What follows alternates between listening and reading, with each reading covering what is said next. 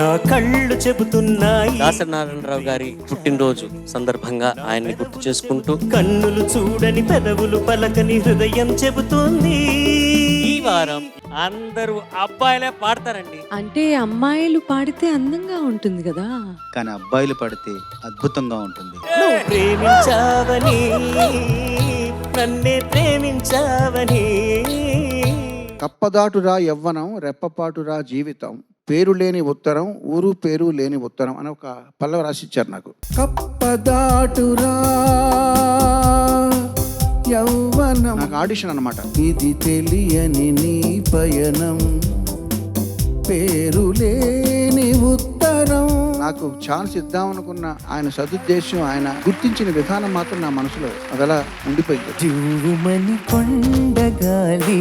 సినిమాకు సంబంధించిన నిర్మాణానికి సంబంధించిన ఏ ఫ్యాక్టర్ మీద ఆయన డిపెండ్ అవ్వడానికి ఇష్టపడని ఏకైక దర్శకుడు. కాశ్మీర కొండలో అందాలకే కొత్త your voice is sounding very good. కొంచెం టెంపో చూసుకుంటే చాలా బాగుంటుంది. నీకేలే అందుకో ప్రేమ గీతం పాడనావాణి కళ్యాణిగా. కళ్యాణ రాగంలో ఒక్క పాట అయినా స్వరపరిస్తేనే ఆ స్వరపరిచిన ఆయన్ని నేను స్వరకర్తగా గుర్తిస్తాననేది నా అహంకారం అనుకో, నా పొగరనుకో. అంటే ఆ రాగానికి నేను ఇచ్చే గౌరవం అలాంటిది. బాలమురళీకృష్ణ గారు ఆయన కొన్ని రాగాలను కనుక్కొని 7 రాగాలు కనుక్కొని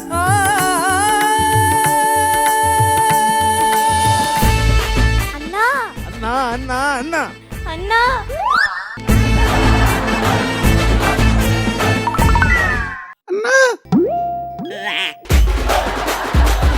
సరే ఏంటి సార్ ఇది? దానికి కారణం చంద్రబోస్ గారే.